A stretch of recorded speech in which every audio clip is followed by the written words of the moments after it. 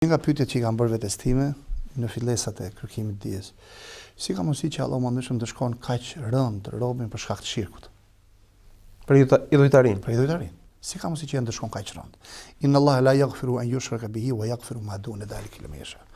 Allahu më ndëshëm nuk e fal atë që ka vdek duke i bërë shok Zotit.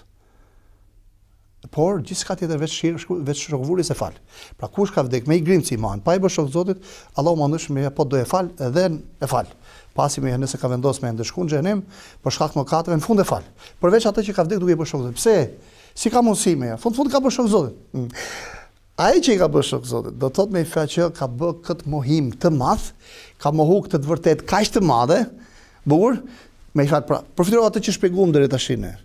Pra ka mohu Allahun, po ka mohu edhe kuptimin e gjithçkaje. E ka këmbyer me diçka të rëndom, banale. Ka humbur kuptimsinë e gjithçkaje dhe ka bërë një humbje shumë të madhe. Domethënë ka humbur me fjalë lidhet me Zotin, ka humbur lidhet me botën. Pra çdo thot bësh shirk, do të thotë me fjalë mos dish, ti japish kuptim jetës, ku japësh kuptim vetes, ti japësh kuptim botës. Por jedhoj, kujdes. Ku çon mos kuptimi i drejt i vetes, i jetës dhe i botës?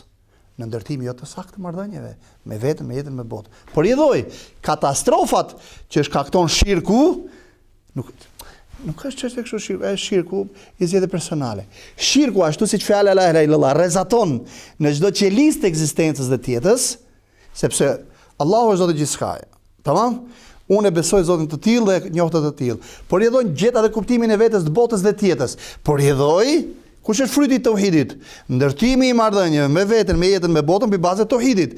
Konkluzioni, rezultati, fruti kush do jetë? Dritë, lumturi, harmoni, paqe, bukur gëzim, bukur kuptimsi madhore, dritë dhe udhëzim në dynja, kënaqësi e Zotit botë tjetër. Po jo vetëm për vete.